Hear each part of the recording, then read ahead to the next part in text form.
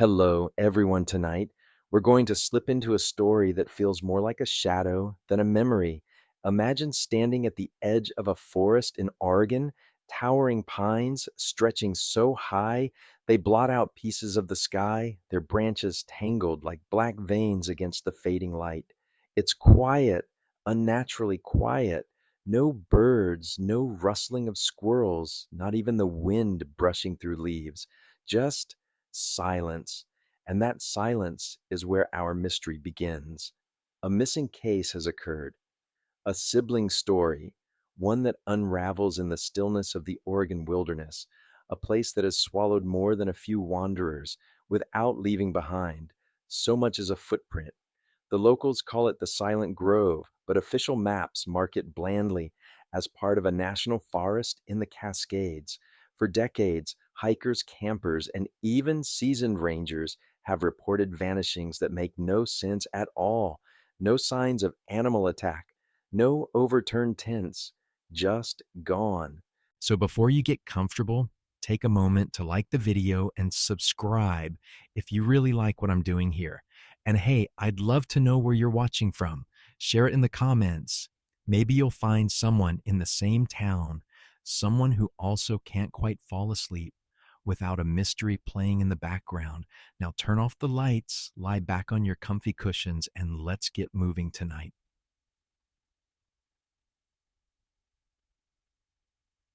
The case starts on an autumn weekend in 2004. A group of friends, five in total, decided to escape Portland's noise for a camping trip deep in the Cascades. They weren't reckless kids, at least not all of them. Two of them were siblings James, 24 tall, the type who pretended to know how to fix anything with duct tape, and his younger sister Emily, 21, quieter, the note keeper of the group. The others were Alex, the designated driver, with a laugh too big for his body, Maria, an art student obsessed with sketching abandoned places, and Sean, who carried his guitar everywhere like it was another limb. Their plan was simple: drive 3 hours, hike in with supplies, spend 2 nights under the trees. Nothing new, but Oregon forests have their own character, moody, misty, and far older than the trails cut through them. A ranger once said the pines here grow in rows, like soldiers hiding stories beneath their roots. On the Friday morning, they left the group, packed themselves into Alex's dented green SUV roof rack, wobbling with gear. The city fell behind, quickly coffee shops replaced by farmland, then farmland giving way to sharp rising hills. The drive was full of banter, James teasing Emily for overpacking granola bars, Sean strumming out of tune chords, Maria insisting they stop every 20 miles to take Polaroids of barns collapsing into themselves. But in between the jokes, the map kept coming out. The campsite they had chosen was rarely used, tucked at the far end of an old logging road. James had read about it on an obscure hiking forum. Worth it if you like solitude. One post said, but don't expect cell service. That line should have been a red flag. About halfway through the drive, the group pulled into a small gas station in Estacada. That's where the first strange detail crept in. The attendant, an older woman with stiff gray braids, noticed their gear and asked where they were headed. When James mentioned the forest by name, the woman froze. She leaned forward over the counter and said almost too softly, "You don't want to camp there. It's too quiet." Alex laughed it off, muttering something about horror movies. But Emily noticed the woman's hand shaking as she rang up their drinks. Investigators and folklorists are still debating whether this was coincidence, local superstition, or something heavier. All we know is that silence in these woods has been reported again and again in official search and rescue logs. Still, the group carried on.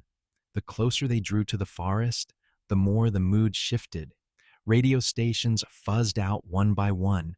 The paved road narrowed to gravel, rattling their gear.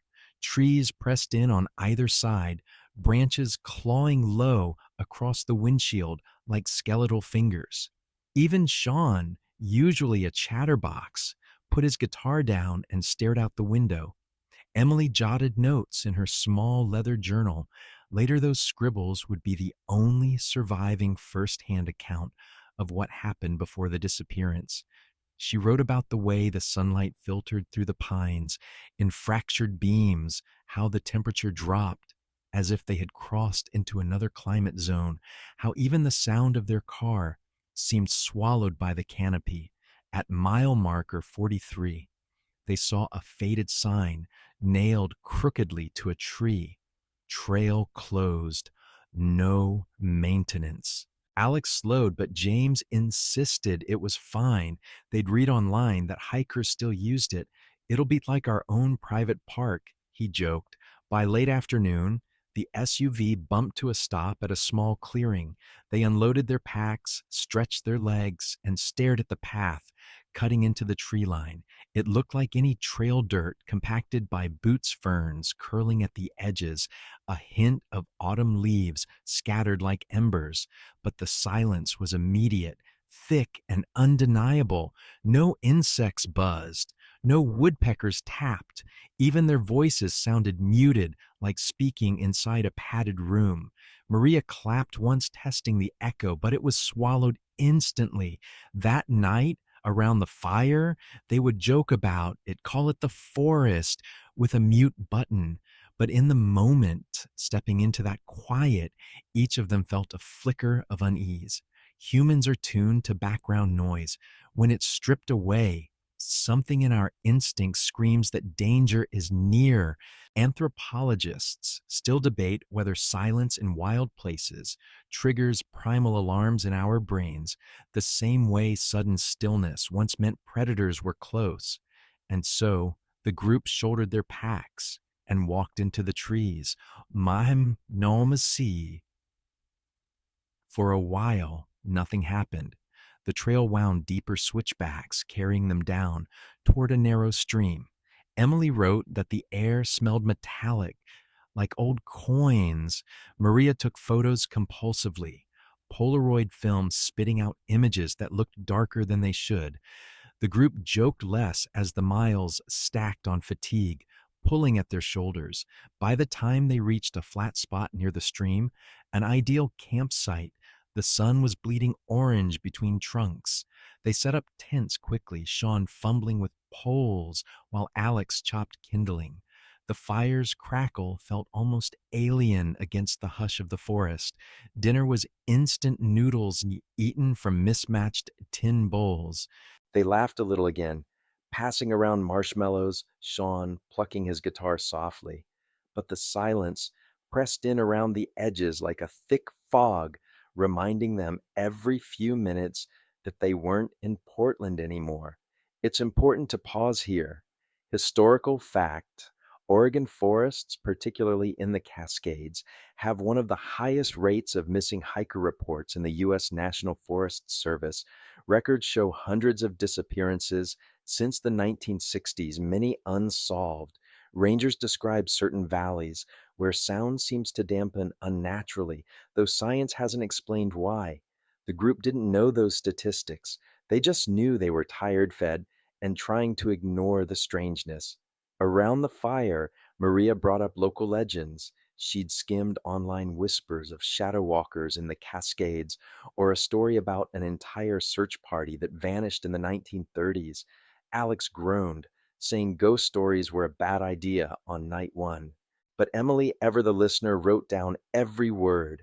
Later, when investigators combed through her journal, those stories would look less like campfire fun and more like foreshadowing. And as night fell, the silence grew heavier. Even the fire seemed to crackle more quietly. Their laughter thinned. Beyond the circle of light, the forest stood absolutely still. Somewhere in the distance, if you believed Emily's account, there was a whisper, just once, barely more than breath, but it was enough to make her snap her head up, scanning the trees. No one else seemed to notice. For now, Nasha. The fire burned low that first night, a soft red eye blinking against the endless dark. The group drifted into their tents one by one, pretending comfort, each carrying unspoken tension, and yet by morning, daylight poured through the pines like liquid gold, washing away shadows and silence alike. For a moment, everything felt ordinary again. The second day was meant to be about adventure. They'd planned a longer hike upstream, exploring the ridges above the campsite. James was already up before the others, brewing weak coffee on a propane stove. He moved with a kind of casual authority. Older brother energy teasing Emily when she stumbled out of her tent, hair wild and journal clutched like a teddy bear. Rise and shine, Em, he said, tossing her a granola bar. We're burning daylight. Emily rolled her eyes, but smiled. That was the rhythm between them. James always pushing forward, Emily anchoring him back. Their parents used to say James had the spark, but Emily had the sense, and together they almost balanced out. Almost by the time Alex and Maria crawled out groggy and complaining about stiff ground. Sean was already tuning his guitar. He played a few chords while chewing jerky, humming a song that didn't seem to have words. It blended strangely with the forest hush, as if the notes were being swallowed before they could echo. But in daylight, no one talked about the silence. Instead, they loaded their day packs and set off along the stream. The trail was faint, overgrown in places, but James hacked through brush with a pocket knife, leaving marks on tree trunks like breadcrumbs. The air was crisp, carrying a dampness that clung to their clothes. Moss spread thick over rocks and fallen logs, glowing green in the filtered sun. Maria kept stopping to photograph everything: the curve of roots, the way ferns arched over the water, even the shimmer of spider webs strung between branches. Each picture looked idyllic, almost staged. It's funny in hindsight, those Polaroids would later be pored over by investigators, friends, and strangers online. Every shadow was examined, every blur enlarged, every empty space between trees accused of hiding figures. To this day, internet forums argue over one photo in particular, a shot of James walking ahead on the trail backpack, slung knife in hand. To his right in the background is a shape. Some say it's a trick of light, others swear it looks like a second figure taller than James watching. Investigators and detectives are still debating whether it was just a tree warped by sunlight or something else entirely. The group didn't notice at the time. They were too caught up in being young, in being free from deadlines, in the buzz of being off grid. Their laughter returned louder, now bouncing from person to person, as if daring the silence to smother it. James took the lead, pointing out landmarks with exaggerated authority. That boulder, clearly shaped by giants, and that log, ancient sacrificial altar. Emily groaned at his theatrics, but wrote notes anyway. At one point, Alex tried to get a cell signal, climbing onto a fallen trunk and holding his phone aloft like a torch. Nothing. No bars, totally off the map, he said, almost proud. It's like we don't exist. Sean strummed a chord in agreement, muttering, "Guess that makes us ghosts already." The joke landed heavier than expected. For a moment, their smiles faltered. Then Maria changed the subject, asking Emily to pose by the stream for a portrait sketch. By midday, they reached a ridge overlooking a valley blanketed in evergreens. The view stretched endlessly, mountains stacking into haze. They sat together on the rocks, unpacking sandwiches and trail mix. The world felt wide, eternal. And yet, even here, the quiet was uncanny. No hawks circling above, no distant rustle of deer, just the faint trickle of water and their own breathing. Emily wrote it feels like being inside a snow globe someone forgot to shake. The phrase would later be quoted in articles about the case, a simple, eerie metaphor for a landscape locked in suspension. Lunch ended with James announcing they should split into pairs for exploration. Emily argued against it, classic horror movie mistake, but the others laughed, accusing her of paranoia. In the end, they stayed together, though the debate left a crack in their unity. They hiked back as the sun dipped lower shadows, growing longer, more solid. The forest seemed to lean closer, trunks packed tighter as if conspiring. Their chatter dimmed. Even Sean's guitar fell silent. By the time they returned to camp, dusk was pooling between trees. The fire went up again, sparks twisting like fireflies into the dark. Dinner was pasta boiled in a battered pot, seasoned more with exhaustion than spices. This was when stories began again. Maria dug into her phone, scrolling through saved notes about local legends. Even without service, she'd stored articles and blog posts. She read aloud about the Kalapuya people, one of Oregon's native tribes, and their tales of the forest that steals voices. According to the legend, spirits lived among the trees. Envious of human sound, they lured wanderers with whispers, then silenced them forever. Sean, ever the skeptic, laughed. So what were snack food for ghosts now? But Alex leaned in curious. You ever notice, he asked, that we haven't heard a single bird since we got here? The fire popped sharply, as if punctuating the thought. They laughed it off again, but each of them felt it, the wrongness lingering like smoke in their lungs. That night, they arranged their tents in a tight circle, zippers pulled, lanterns glowing dim. Emily scribbled in her journal by flashlight words, jagged from nerves. She wrote about the gas station attendant's warning, about Maria's legends, about the silence pressing on her chest. Like a weight, she ended with, I'm glad James is here. If anything happened, he wouldn't let me vanish. Those were the last words she wrote before sleep claimed her. Outside, the forest listened. And somewhere, though, none of them admitted hearing it, a whisper threaded through the pines, just one word: come. Morning light always promises safety, but in the silent grove it was a trick. The third day broke clear and sharp sunlight, slicing down through needles and fog, but the quiet had only thickened overnight. When James unzipped his tent, the sound should have ripped fabric against the hush, except it came out thin, muffled, almost like the air itself had swallowed it. He didn't say anything at first, he just rubbed his face, glanced at Emily's tent, and muttered something about breakfast. The others emerged, slowly yawning, fumbling with instant coffee. The routine felt normal enough, except for what wasn't there. Maria was the first to notice. You guys hear that? They paused, waiting. Nothing. No birds, no crickets, no woodpecker hammering somewhere off in the trees. Sean laughed nervously. Exactly. We hear nothing. Congratulations, Maria. You solved the case. But Emily shook her head. It's not just quiet, it's like the forest swallowed itself. She wasn't exaggerating. Even the stream nearby seemed quieter, like water slipping over rocks in a dream instead of in real life. If you clapped, the echo died instantly. If you spoke, your own voice sounded like it came from a stranger's throat.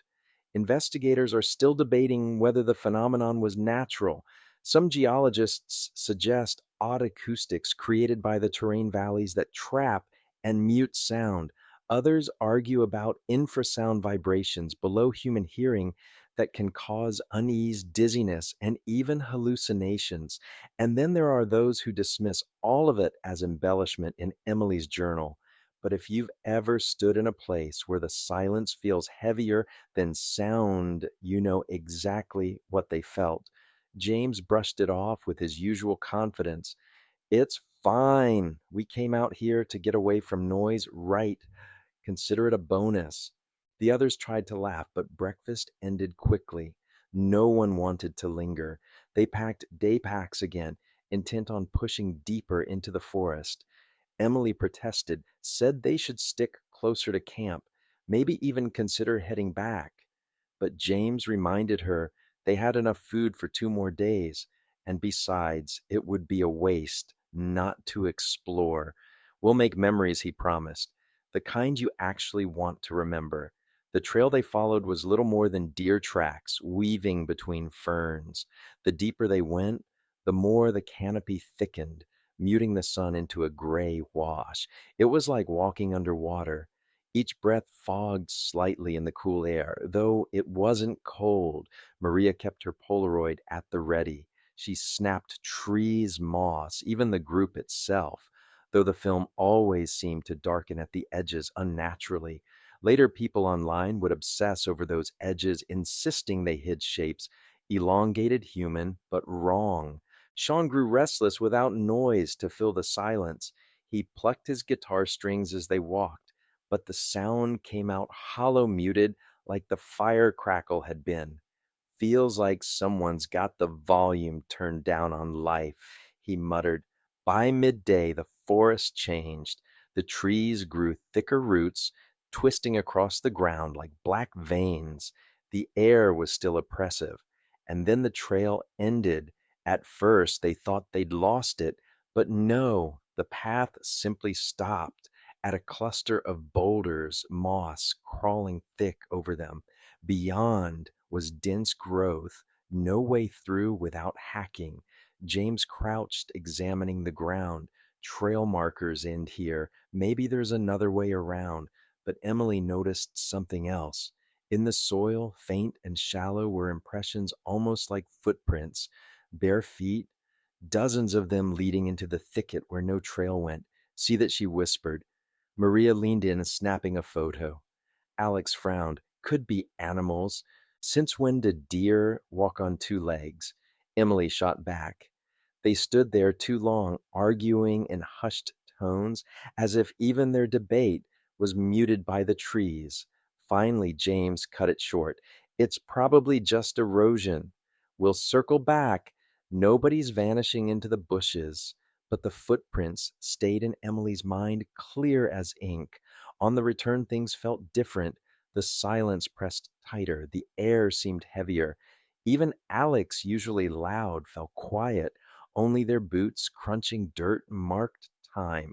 They reached camp by late afternoon, drained in a way that didn't match the short hike.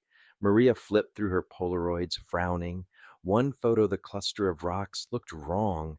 At the edge of the frame was a shape, blurred pale taller than any of them. She showed James, but he waved it off. Light trick.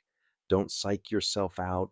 Still, Maria tucked the photo into her sketchbook instead of leaving it with the others. That evening around the fire, the tension was obvious. Nobody told stories. Nobody sang. They just sat close, listening to the fire hiss and pop in unnatural quiet. It was Alex who broke first. I hate this. I hate how it feels like the forest is listening, like we're the loudest thing here, and it resents us for it. James shrugged, forcing bravado. Good thing we don't scare easy. But later, as they settled into tents, Emily scribbled in her journal, Something's wrong. I heard whispering again tonight. Not words, just breath.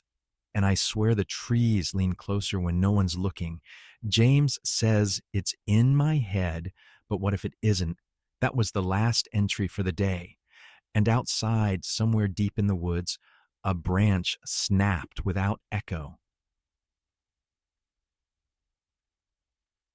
Night in the silent grove arrived like a curtain drop, abrupt, heavy, absolute. The fire was the only light, a trembling heart in a sea of black. The group sat huddled around it, shoulders touching, voices hushed without meaning to be. Even Sean, usually incapable of silence, strummed no more than a single hesitant chord before setting his guitar aside. Dinner was simple packets of instant soup, eaten quickly, the steam vanishing into the still air. They tried to talk, to laugh, to keep normalcy alive, but each word felt stolen too loud.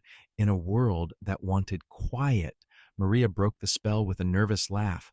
Okay, since we're already in Creepsville, might as well share ghost stories. James groaned. Here we go.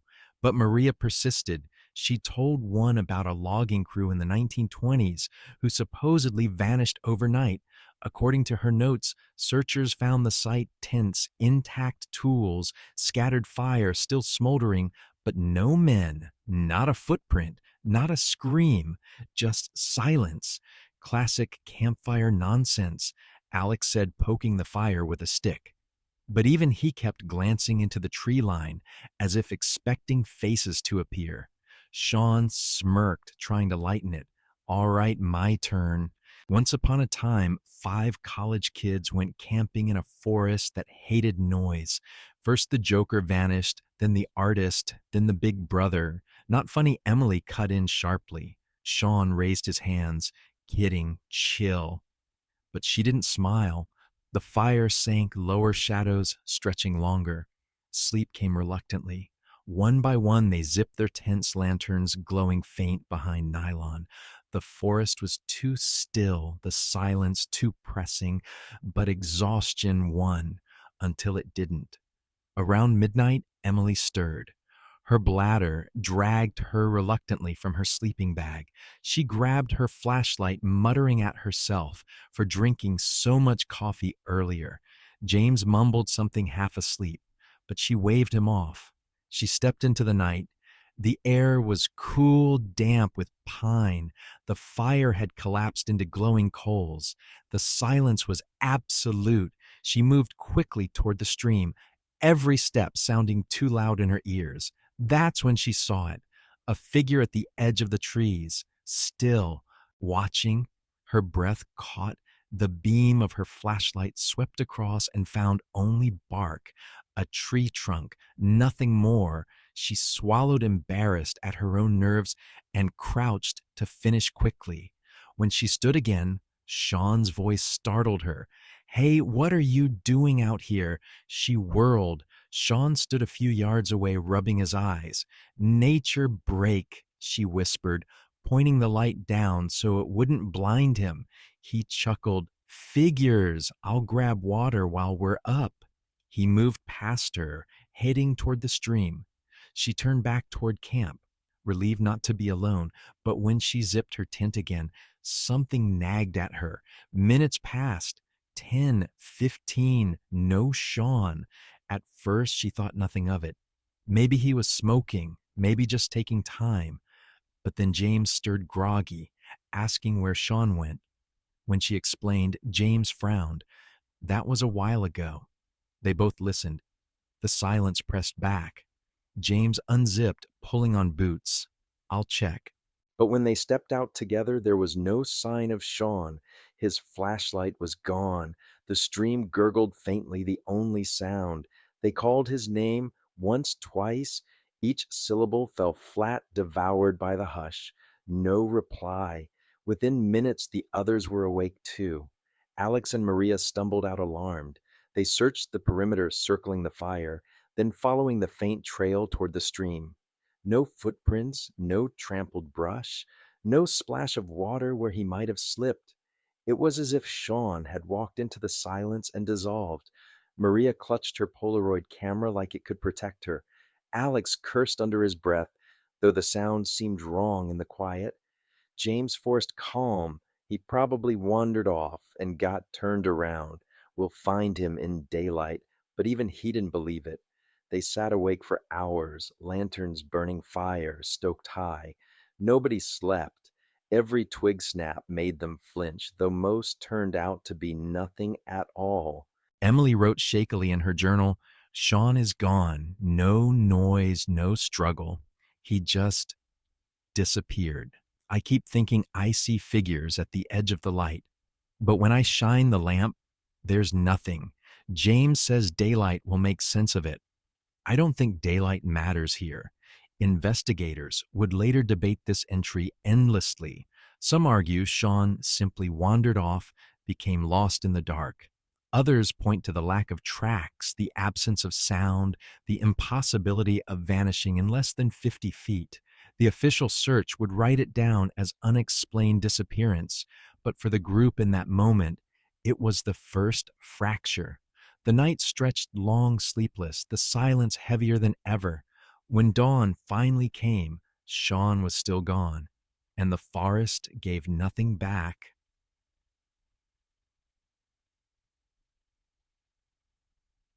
Morning came pale and brittle light, straining through branches as though reluctant to touch the camp. The four who remained stood stiff around the dying fire, eyes sunken from a night without sleep. Sean's tent sagged, half collapsed the flap, still open, as though waiting for him to return. But he hadn't. James tried to set the tone, forcing order. He boiled water for coffee, barked instructions about packing day packs, insisted they organize a search before panic spiraled. It was the same tone he'd used when their family road trips went off schedule or when Emily dropped her bike chain as a kid. But this time, the calm didn't catch. Maria clutched her sketchbook to her chest, trembling as she flipped through Polaroids from the night before. Look, she whispered, showing them a photo taken around the fire. At the edge of the frame behind Sean, something stood between two trees. Not clear, not distinct, but a smudge of pale in the black. Alex shook his head. Blurry exposure, nothing more. But Maria's voice cracked. It's not nothing. It's right there. Emily studied the photo in silence, her stomach twisting. She thought of the figure she'd glimpsed near the stream. Was it the same? They set off toward the water. The stream gurgled softly, sunlight flashing on ripples innocent as any mountain brook. But there was no trace of Sean, no broken reeds, no dropped flashlight. The mud along the bank was smooth, unmarked. People don't just vanish, Alex said, though his tone betrayed him. James crouched, scanning the ground. He was trying to find logic, any sign of a path, but the silence pressed harder than the day before, as though the forest was absorbing their voices, their hope. Emily wandered a little downstream, journal in hand. That's when she noticed it, a circle pressed into the soil, a ring about 3 feet across. The ground inside was indented slightly, like something heavy had pressed down. Outside the ring, nothing. James, she called, voice thin. He came over, squinting. Could be an animal bed. No, she whispered. It's too perfect. Look at the edges. He brushed a hand along the rim of the circle. The soil was compacted, unnatural. It looked less like an animal bed and more like a seal. Maria snapped a photo. Alex swore softly. So what, the earth swallowed him whole? Nobody answered. They searched for hours, calling circling wider marking trees with knife cuts to keep from doubling back. The forest offered no reply, no clue, no relief. By noon, nerves frayed, they sat on a fallen log, drinking from canteens, faces drawn. Emily pulled out her journal, scrawling notes with shaking hands. Circle in the dirt. Too clean, too deliberate. James says animal. Maria thinks it's a sign. I keep hearing whispering, like someone breathing my name. I don't want to write it down. I don't want to give it shape. But it's there. Sean is gone, and the forest doesn't care. Later, those words would be the centerpiece of debate. Paranormal researchers claim the circle matched descriptions of ritual sites in native lore, while skeptics dismissed it as misidentified deer bedding. Investigators are still debating whether the whispers were stress induced hallucinations or something external. By late afternoon, they trudged back to camp, beaten down. James tried to rally them. We'll report it tomorrow. We're close enough to the trailhead that we can get out in half a day. Rangers will handle it. But Maria looked horrified. We're leaving him. We don't have a choice. James snapped more harshly than intended. He softened. We're not leaving him. We're bringing help. They ate in silence that night. The fire burned higher, fed constantly, their only defiance against the dark. Nobody told stories. Nobody laughed. They just watched the wood's eyes darting at imagined movement. Emily couldn't shake the feeling of being observed. Not by animals, this was sharper, more deliberate. Every time she turned her head, the corner of her vision caught something pale between trunks. Always gone when she focused. Sometime after midnight, Maria screamed. The others scrambled from tents, flashlights flaring. Maria stood rigid, pointing toward the trees. I saw him, she gasped. Sean, standing right there, but the beam revealed only bark and shadow. Stress, Alex muttered, but his voice shook. James guided Maria back, soothing though his own eyes flicked nervously into the dark. Emily stayed awake long after writing in her journal. By firelight, she noted every sound, or rather every absence of sound, and then she wrote something she later scratched out so violently the page tore. Only fragments were legible. Footsteps circling camp, too many for one person. Whisper not my name this time, but James's. The torn page would puzzle investigators, sparking endless theories. Why had she tried to erase it?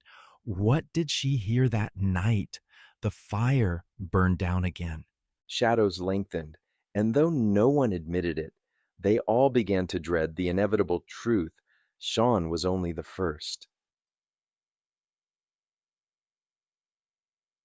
Dawn broke brittle and gray, the fire reduced to ash, and the group to four hollow-eyed survivors. James rose first, methodical as ever, trying to keep routine alive. He boiled water, stirred instant oatmeal, insisted they eat before hiking out to find rangers. His movements were precise, controlled, but his face betrayed sleeplessness, his eyes bloodshot from hours of keeping watch. Maria sat apart, sketching frantically in her book. She'd filled pages through the night with jagged lines, pale figures among trees' circles pressed into soil. She didn't look up as the others ate. Her lips moved silently, whispering, repeating something no one else could hear. Emily tried not to stare. She remembered Maria's scream, her claim of seeing Sean. The memory clung to her like damp clothes. Alex muttered into his mug. We should just leave right now. Forget the gear. Get out. James shook his head. We can't just run blind. We'll miss the trail. We'll get lost. We're already lost. Alex snapped. The argument hung in the air until Maria spoke, voice flat.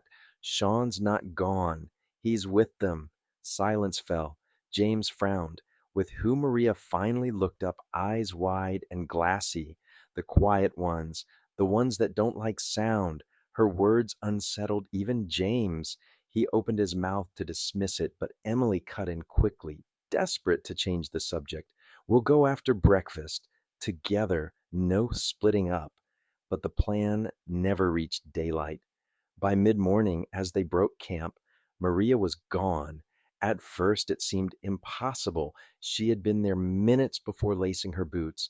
But when they turned again, the space where she had sat was empty, her sketchbook on the ground, pages fluttering in a faint breeze. Maria Emily called panic, already fraying her voice. They scoured the immediate area. Nothing. No prints, no broken branches, no sound of movement. The forest had simply absorbed her. James flipped through her abandoned sketchbook, hands shaking. The last drawing was not like the others. Instead of vague figures, this one showed the camp itself. Tents, fire pit log seating, and four figures sitting around the flames. One by one, she had scribbled them out. Sean's figure was blackened through. Now Maria's was too. Only three remained. Alex recoiled. No, no, no, no. That's not this is. He broke off, voice strangled. Emily grabbed the sketchbook, flipping past earlier pages. The circles reappeared again and again, but now she noticed something different.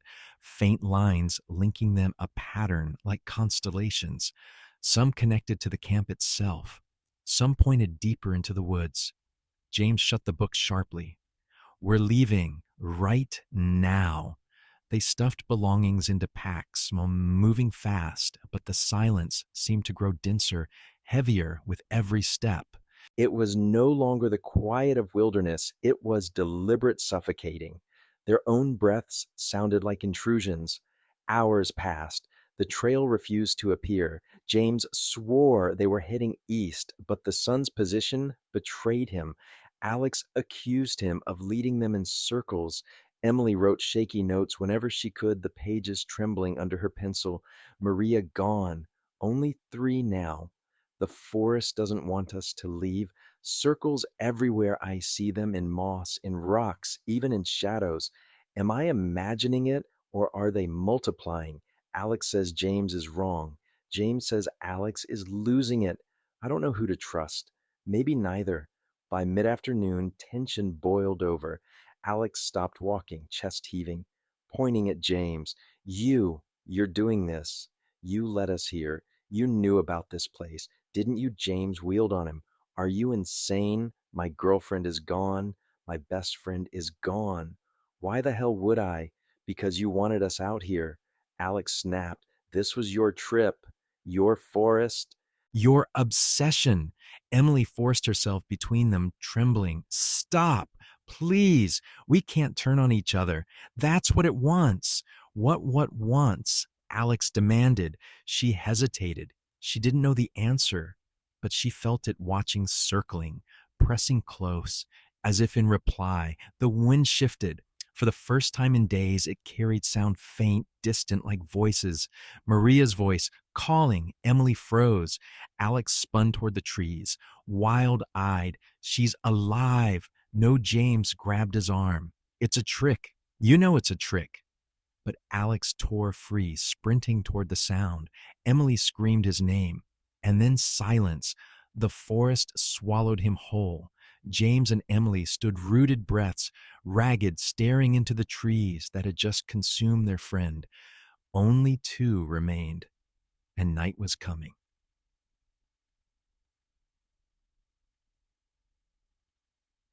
The woods were still, too still. James and Emily stood frozen where Alex had vanished, staring into the tangle of fir and cedar.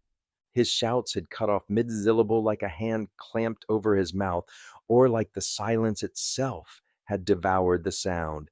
Emily clutched James's arm nails digging into his sleeve. We have to go after him. No. James's voice was low, firm, final. That's what it wants. Emily shook her head, frantic. He's alive. We heard him. He was right there. James turned her by the shoulders, forcing her to look at him. His eyes were bloodshot, jaw clenched, the stoicism fraying at the edges. That wasn't Alex, not anymore. The words chilled her more than the air. They stood like that for a moment, two figures adrift in a world that had shrunk to shadows and trees. Then James tugged her back toward camp, their fire, the fragile heart of resistance. But when they returned, it wasn't the same. The circle Emily had found near the stream now marked the ground beside their tents. Perfect, indented, unmistakable. Emily's breath hitched. It's following us. James grabbed the nearest log and hurled it at the circle as if brute force could erase geometry. The dirt scattered, the shape broken, but a faint vibration hummed under their feet, subtle but undeniable. Emily dropped to her knees, pressing a palm to the soil. It was cold, too cold. James pulled her up roughly. Don't touch it. Night fell like a weight. They built the fire, higher than ever, flames clawing skyward. James kept watch, pacing with a knife in hand. Emily sat near the blaze journal on her lap, scribbling furiously. Three gone, only two remain.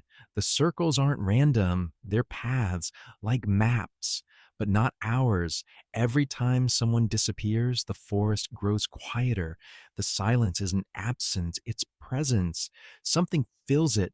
Her pencil snapped. She threw it aside, trembling. Then came the laughter, soft, distant, familiar. Sean's laughter. Emily's head jerked up, eyes wide. James, I hear it. His knuckles whitened on the knife handle. The sound echoed faintly, like a memory played through broken speakers. First Sean, then Maria, then Alex, all of them mingling in the hushed voices, warped, stretched wrong. Emily clamped her hands over her ears. Stop it, stop it, stop it. James grabbed her wrists, pulled them down his face, inches from hers. Listen to me. They're not real.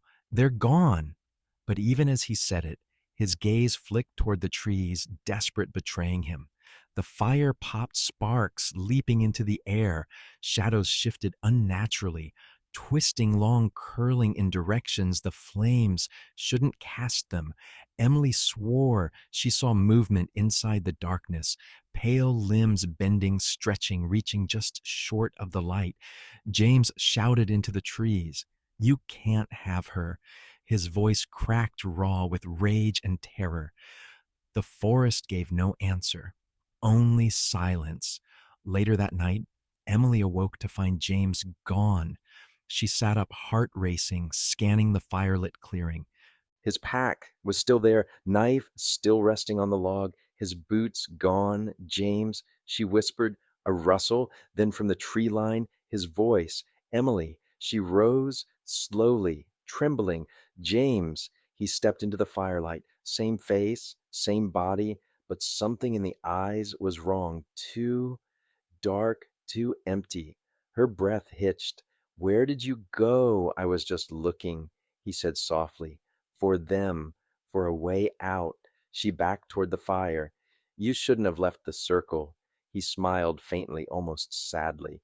There's no circle, Emily. There's only this. And then the fire dimmed, not died, dimmed, as if smothered by invisible hands. Shadows surged inward. Emily screamed. James lunged, but when she blinked, he was gone. Only the silence remained. Now she was alone. The forest, patient and endless, closed in around her. Motia. The night after James vanished stretched like an endless corridor. Emily sat curled beside the firearms, wrapped tight around her knees, rocking slightly to keep herself from unraveling. She whispered his name once, then again, softer each time, until even the syllables felt like betrayal. She was the last. The silence pressed in thicker than ever. No crickets, no owls, not even the groan of branches swaying. It was as if the forest were holding its breath, savoring the moment. Emily forced herself to open her journal. The pencil scratched erratically, words breaking across the page. Alone, everyone gone. Sean first, then Maria, then Alex, then James. I watched the forest take them, or maybe I didn't watch at all. Maybe I just looked away. The circles are closer now. I see them every time I blink. They glow behind my eyes. They're leading somewhere, but where? She slammed the book shut, trembling. The fire crackled weakly wood, almost gone. She should gather more, but stepping into the dark felt like suicide. Still, she knew she couldn't let the fire die, so she forced herself up, flashlight quivering in her hand, and ventured a few yards to collect branches. That's when she heard it, whispering, not Sean's voice, not Maria's, not James's, not even Alex's, her own, repeating phrases from her journal, words she had written hours ago, spilling from the trees like echoes. She dropped the branches, heart hammering, and stumbled back toward camp. The fire sputtered higher when she threw the wood in as though relieved. She sat rigid, refusing to look at the tree line. Her mind drifted back to childhood. Tonight's James would read her stories under a blanket fort with a flashlight, to how he always told her, "If you're scared, don't close your eyes. Monsters like it when you close your eyes." So she kept them open, wide, unblinking, burning with smoke and tears. At dawn, exhaustion overwhelmed her.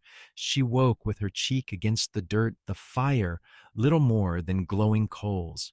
And there, just inches from her head, was a circle in the soil, perfect, cold. Her scream shredded the silence, but the forest swallowed it instantly.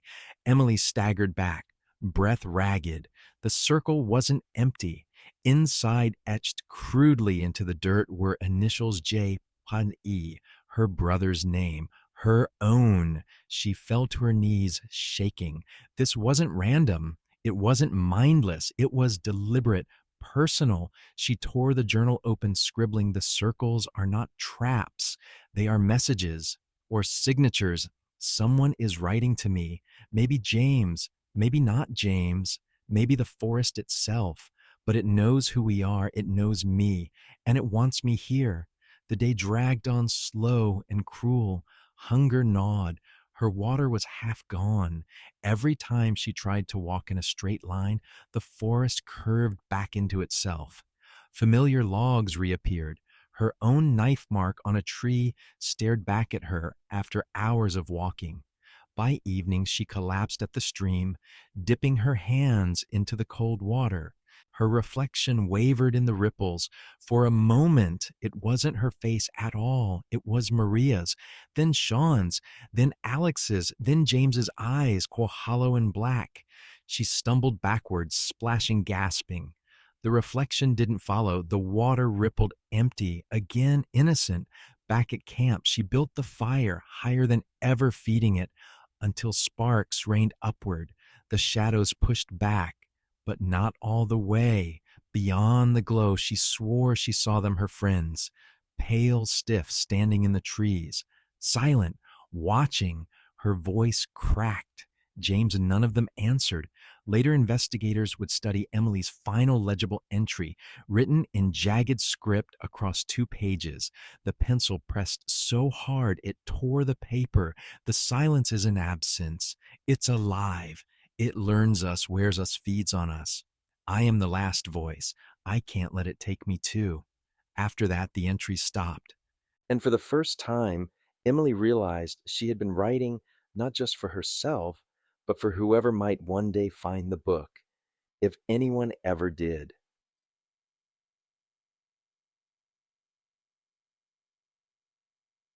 By the time the ninth night fell, Emily was unraveling. Her hands shook when she tried to light the fire, her fingers raw from splinters and ash. Her journal was nearly full pages, smudged with dirt graphite and the press of frantic handwriting. She had begun writing in circles, the words looping back on themselves, overlapping like a spiral. The silence was unbearable. Every sound she made, snapping a twig, coughing, even shifting her boots, sounded obscene, blasphemous. She caught herself whispering apologies to the air as though the forest demanded it. She whispered one now, I'm sorry, I'm sorry, please don't take me. Her breath fogged in the cold.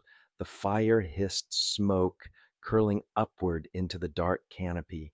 That's when she saw him, James, standing at the edge of the light, his outline unmistakable, his shoulders the way he tilted his head when he listened. For a second, hope flared so bright she nearly screamed with relief. James, she cried, rushing forward.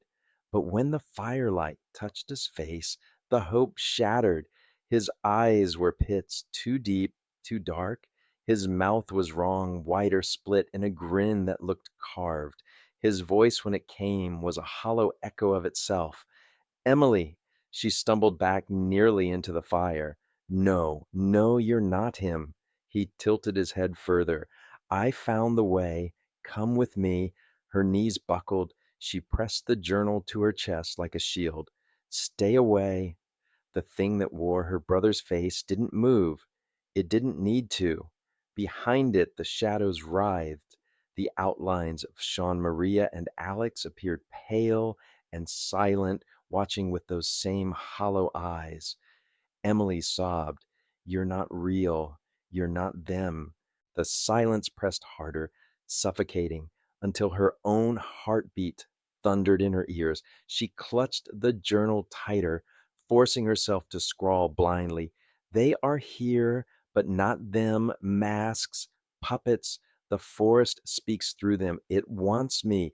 I am the last. The fire guttered. Flames hissed, low, nearly smothered. She scrambled for more wood, her hands frantic, tossing branches until sparks burst upward again. The shadows retreated slightly, but not far enough. James, or what wore James, spoke again. You can't fight it, Emily. You belong to the silence. Her scream tore from her throat, raw and desperate. I'm not yours. And then she ran. She bolted into the tree's journal, clutched tight branches, tearing at her arms. The darkness swallowed her flashlight beam, every step echoing on soil that didn't echo back. Behind her, no pursuit, but she knew they followed, always just beyond sight. She stumbled into a clearing and froze. Circles, dozens of them, etched into the dirt, perfect and symmetrical, stretching outward like a constellation carved into earth. Each one pulsed faintly as though breathing. At the center, an empty space wide enough for a body, her body. She dropped to her knees, sobbing, the journal slipping from her hands. Pages flapped open in the breeze. The last line she managed to write, smeared and jagged, was almost illegible. If you find this, don't speak. Don't sing. Don't breathe. Don't let the silence know your name. After that, nothing. When searchers eventually found the site weeks later, the camp was abandoned. Tents collapsed, fire pit cold. No trace of Emily. Only her journal open in the dirt, and the circles perfect, endless, yes, silent.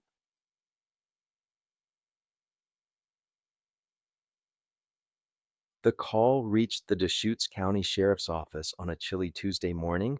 Emily's parents reported that neither she nor James had returned from their week-long camping trip in the Silent Grove. Their last text had been 8 days prior, a grainy photo of a campfire and Sean playing guitar. After that, nothing. The Rangers mobilized quickly.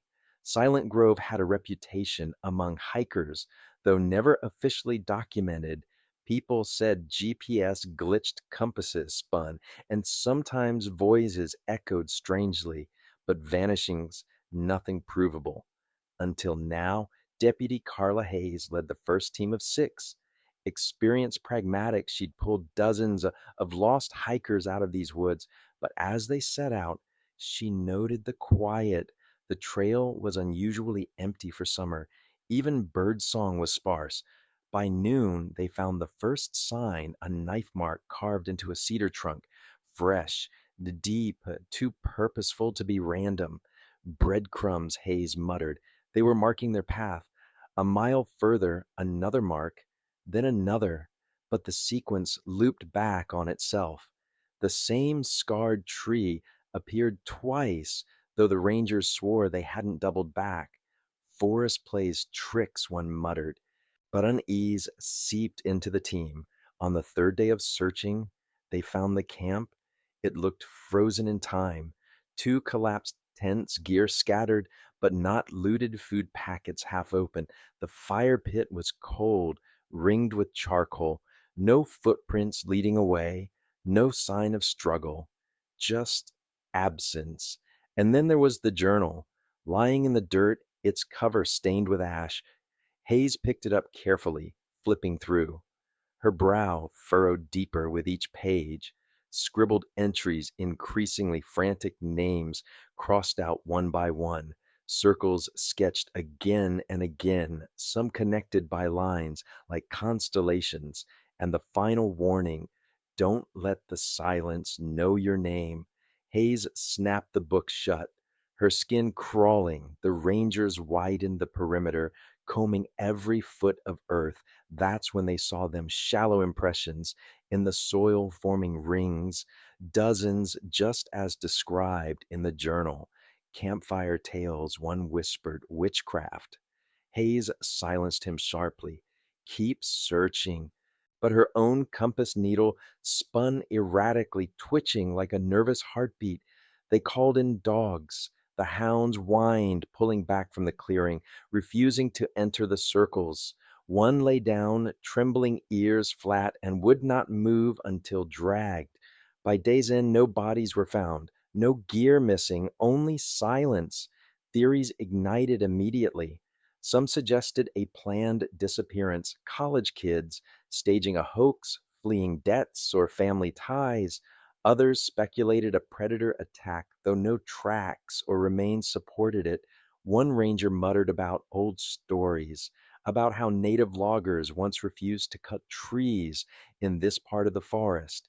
He claimed they believed a spirit punished those who broke the silence. Hayes dismissed it aloud, but privately she shivered. On the fourth day, something stranger happened. A Polaroid camera was found dangling from a branch film still inside. Developed photos showed campfire scenes, blurry shapes in the background, and one chilling shot, Maria's wide eyes pointing behind the photographer with a pale blur rising in the dark. Investigators debated fiercely whether the image was just motion blur or evidence of something else. But the official report concluded cautiously unresolved missing persons, investigation ongoing.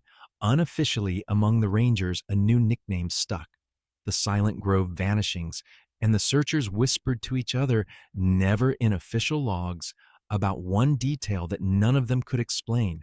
On the last night before the search ended, Hayes swore she heard a girl's voice, soft trembling, calling her own name from the tree line. Not help, not please, her name, Carla. She never told the family. Sir, word count 7704, waiting for continued. For part 11, should I follow deeper into the investigation and public theories media frenzy, academic debates, paranormal speculation, or focus on searchers experiencing their own eerie encounters as they stay longer in the forest? Great, this is part 11, expanding the outline point, theories and obsessions. Now we move from the search to the wave of theories, debates, and obsessions that ripple outward into the media investigators and amateur sleuths.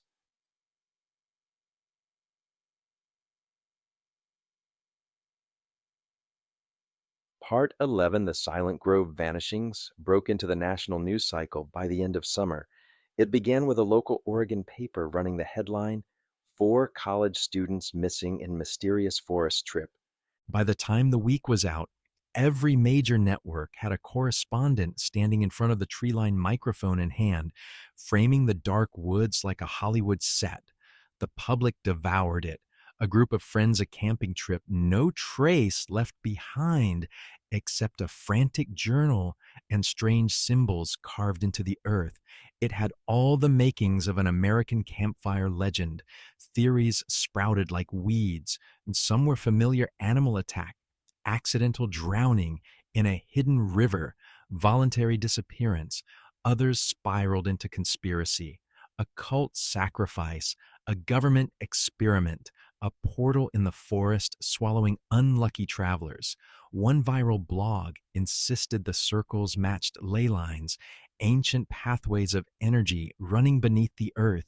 They overlaid crude maps of Oregon, drawing glowing lines across cities and forests, connecting Silent Grove to Stonehenge and the pyramids. Another theory focused on sound. A physics professor appeared on late night radio, claiming the area was a dead zone for resonance, a natural chamber where sound waves behaved abnormally.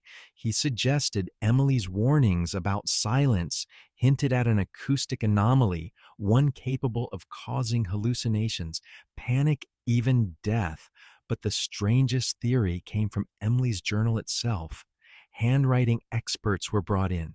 They confirmed the early entries were steady, consistent, but the later ones grew jagged letters, warped as though written in a shaking car. Some psychologists claimed this was evidence of psychosis brought on by starvation or isolation. Others argued the handwriting didn't even belong to Emily in those final pages. Investigators and detectives are still debating whether the last entries were hers at all. One TV anchor declared showing side-by-side comparisons. The debate grew so intense that Emily's parents begged the networks to stop airing the journal excerpts, but it was too late. Screenshots had already gone viral. Teenagers across the country scribbled, "Don't let the silence know your name" on bathroom stalls, notebooks, and TikTok filters. Meanwhile, amateur sleuths flooded the forest. Weekend hikers combed the area with metal detectors and EVP recorders, convinced they could capture the voices Emily described. Some swore they heard laughter on tape. One group live streamed themselves, sitting inside the circles overnight.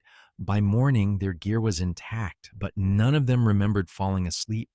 They claimed they lost 3 hours of time. The sheriff's department condemned the trespassing, but secretly, Hayes kept track of every report. She highlighted one in particular. A hiker claimed he saw lights flickering deep in the grove, 3 in a row, vanishing all at once, as if torches had been snuffed. The media frenzy only worsened. Documentaries aired on streaming platforms within months, complete with ominous music and drone shots over the forest canopy. Skeptics called it sensationalism. Believers called it evidence. And then came the letters, dozens of them mailed anonymously to the sheriff's office, all postmarked from different states. Most were rambling confessions, people claiming to know what lives in those trees. One in particular stood out. It takes the ones who don't respect the silence. I heard my brother's voice in those woods 30 years ago. He never came back. If you want to find them, don't follow the voices. They'll follow you. The note contained no return address. Carla Hayes read it late one night, the words etched into her mind. She closed the file and glanced at the journal on her desk, opened to the final page, and for the first time, she whispered to herself, maybe we'll never know. But outside the official circles, not everyone was ready to leave the mystery unsolved. Obsession was already setting in among families, professors, thrill seekers, and one particular freelance investigator who would not let the case go cold. And it was his digging that would change the course of the story.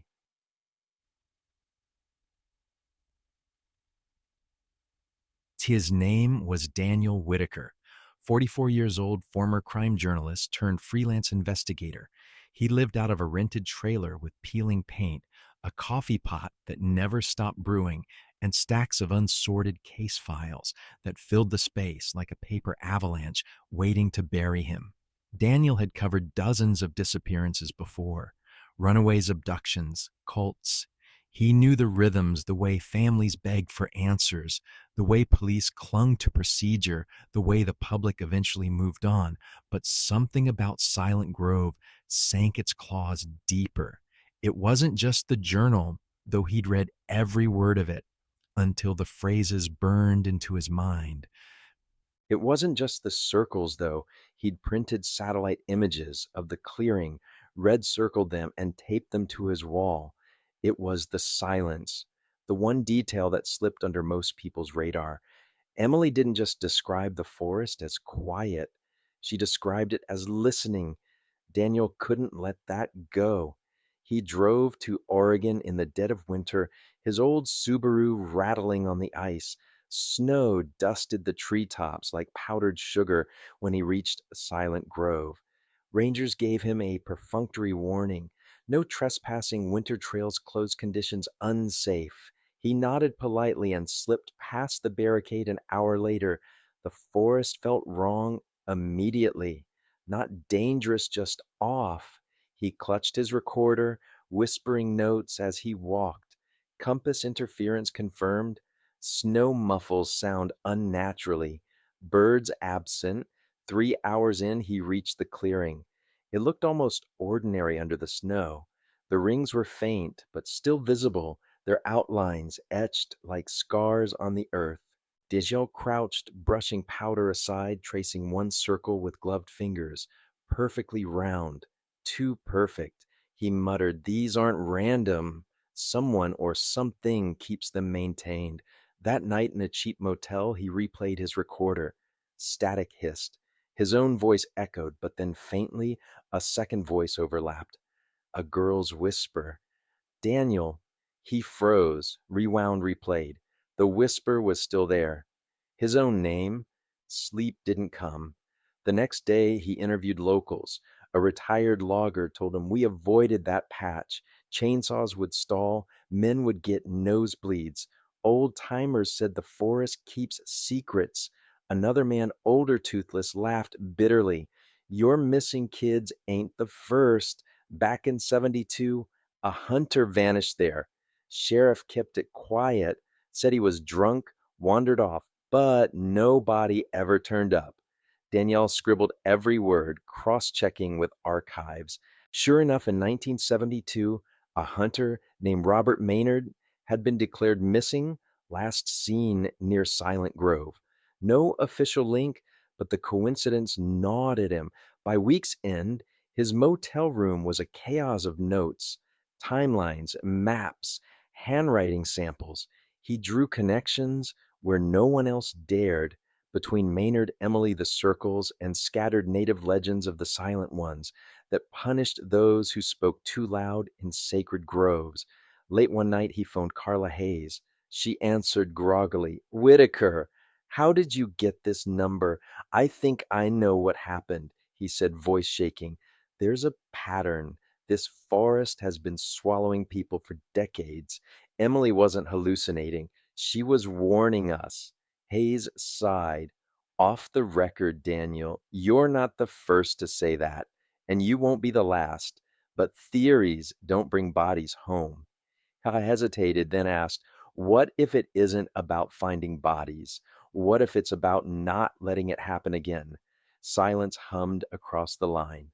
Then Hayes whispered, "You don't know what you're walking into." But Daniel did know, or thought he did. He wasn't chasing a ghost story, he was chasing a truth too sharp to leave buried. And soon his obsession would drag him deeper into the forest than even Emily had gone.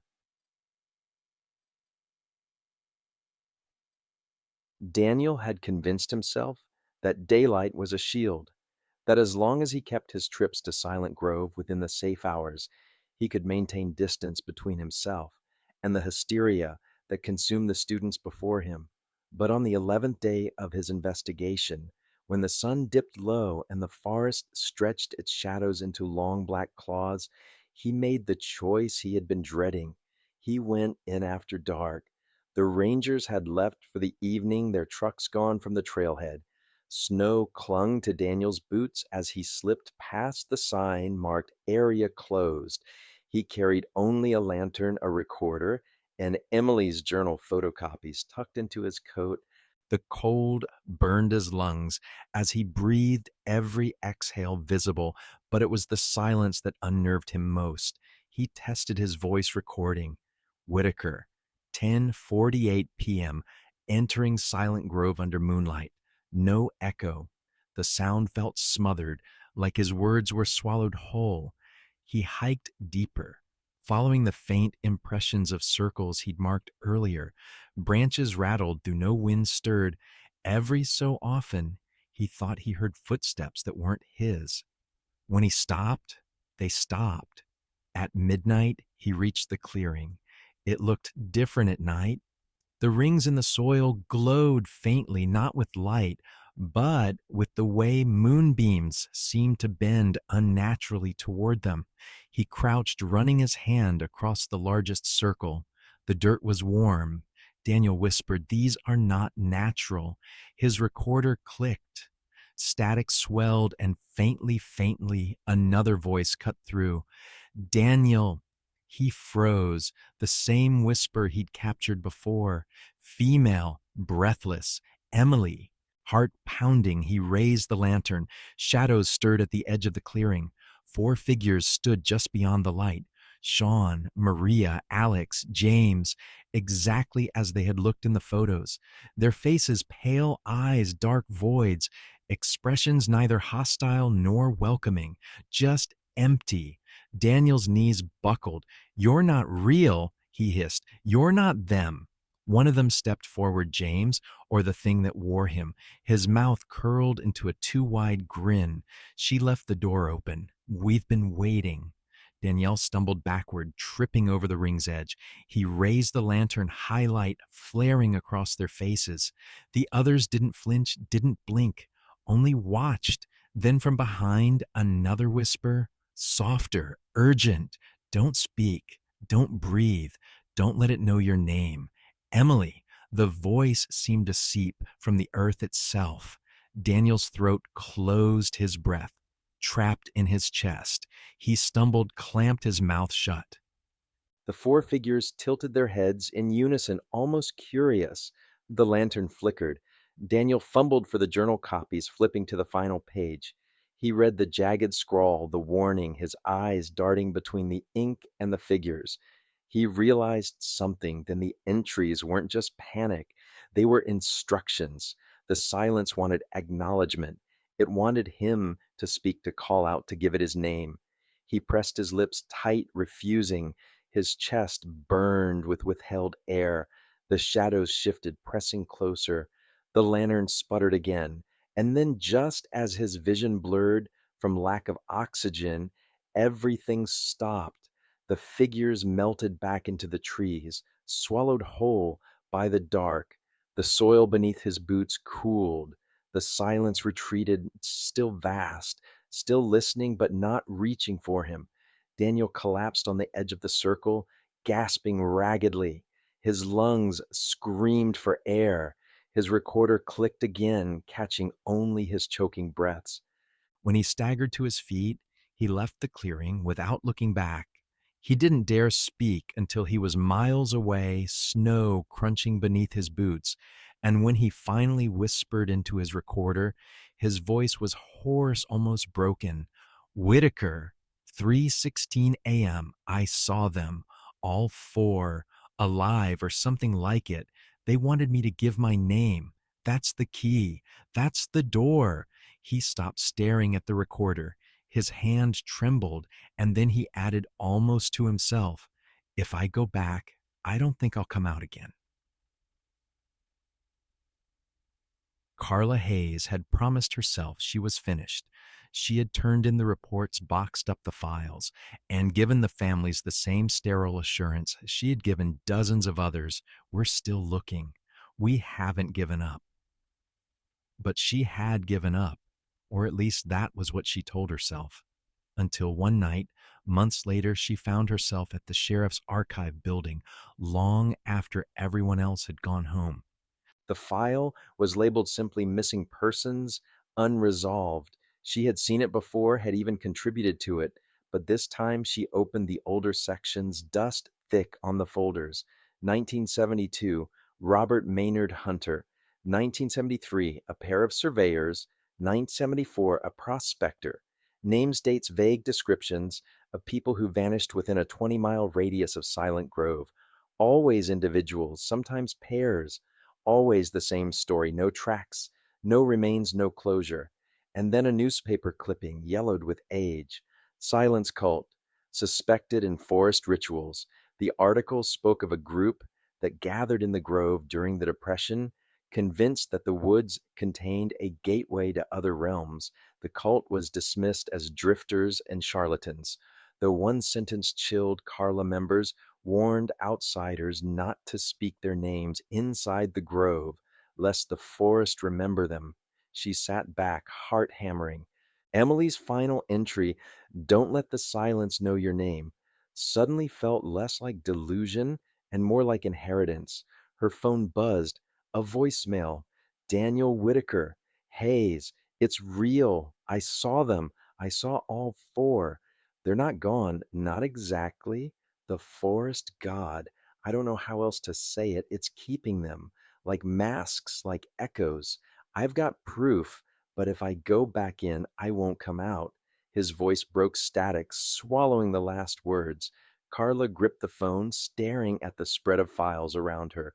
Investigators and detectives were still debating whether Silent Grove was a geographical anomaly, a cult legacy, or a psychological contagion.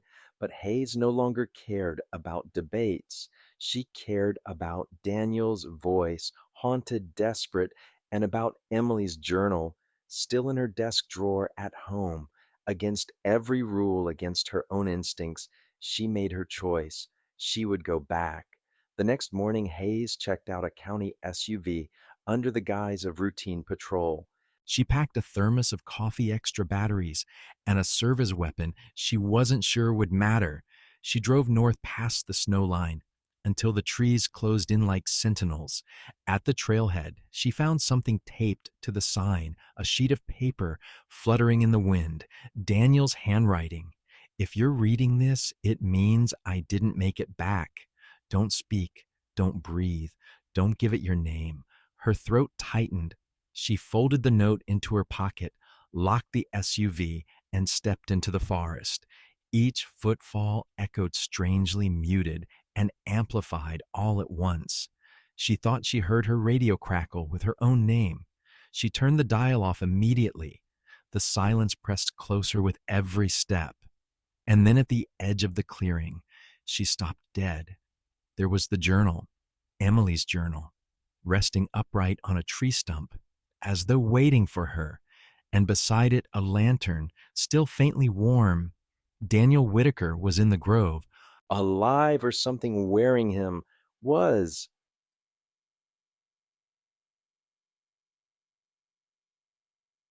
Carla gripped the lantern, her fingers stiff from cold, and stared at Emily's journal perched on the stump. The pages fluttered, though no wind stirred. The forest pressed in tight around her, so tight she swore she could hear the thrum of her own pulse bouncing back from the trees. Whitaker. Her voice cracked the silence. Nothing, only the steady drip of melting snow. She raised her lantern higher, scanning the clearing. The circles were clearer now than ever, glowing faintly, as frost traced their outlines. And then she saw it footprints, fresh ones, boot treads, Daniel's. They led across the clearing and into one of the larger rings. Hayes followed her heart, hammering. The prince stopped abruptly in the center, as if he had simply dissolved into the soil. Daniel, she whispered. The silence answered, not with her name, not at first, with something stranger, an overlapping chorus of voices layered and distorted, echoing from every tree. Sean, Maria, Alex, Emily, James, Daniel, and then hers, Carla. She spun, weapon raised, but the clearing was empty. Her breath clouded before her, then dispersed too quickly, as though inhaled by the air itself. The journal snapped shut on the stump. Carla staggered back. "You don't get my name," she hissed. "You don't get me." Her voice cracked sharp against the void. Immediately the air shifted. The trees groaned, soil trembling under her boots. Shapes emerged at the edge of the clearing, silhouettes, human forms, their faces pale and eyeless. Emily among them, her mouth opening soundlessly. Hayes raised the gun, but her hand shook. A bullet meant nothing here. The shapes stepped closer, their movements too smooth, too synchronized. They tilted their heads in unison like dolls, waiting for a cue. Her radio hissed, static, and then Daniel's voice. "Carla, don't give it what it wants." The figures froze. Hayes clutched the radio, her only tether to something beyond this suffocating grove. She remembered Emily's warning, the cult clipping the scrawled words, "Don't let the silence know your name." She took a breath and didn't release it. She pressed her lips shut, refusing the air, refusing the forest. The figures leaned closer, mouths gaping as though to swallow sound that wasn't coming. The silence thickened, choking, demanding, but she held her breath until her chest screamed. The lantern guttered once, twice, then flared. The figures recoiled, shattering into shadow, dissolving back into the tree line. The soil stilled. The voices died.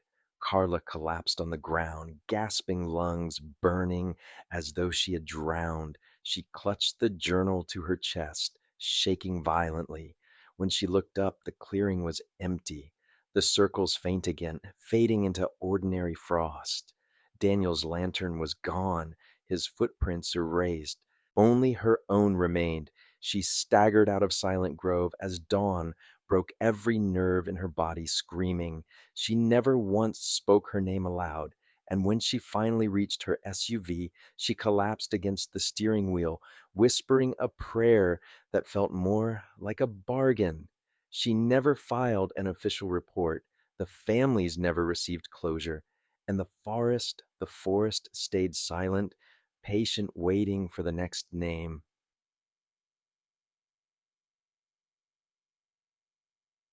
So, what really happened in Silent Grove? Was it a shared psychosis among the group fed by hunger and paranoia? Was it a geological anomaly that warped sound and perception until reality itself bent? Or was it something older, something woven into the roots of Oregon's forests long before settlers ever drew maps? Even now, investigators and detectives are still debating whether Emily's last journal entries were hers or whether the handwriting had shifted into something not entirely human. Some say Deputy Hayes saved herself that night, that by refusing to give her name, she broke the cycle and walked away with her life intact. Others whisper she only delayed the inevitable, that the forest never really lets you go once it has heard your name. And Daniel Whitaker, his notes ended in that clearing. No trace of him was ever found. His final recording, the one where he warned Carla not to give in, remains locked in evidence storage. The voice on it, faint and strained, doesn't always sound like him. If you drive north towards Silent Grove today, you'll see the trail signs and the warning boards plastered with no trespassing notices. But on quiet nights, hikers swear they still hear voices seeping through the tree line, sometimes calling their names, sometimes whispering names they've never heard before. Whether you believe the Silent Grove vanishings were a tragic accident, a supernatural mystery, or something in between, one fact remains: four students entered the forest and none returned. A journalist followed and disappeared. And maybe, just maybe, the silence is still listening. Now, dim the lights, close your eyes, and drift away, knowing some questions may never be answered,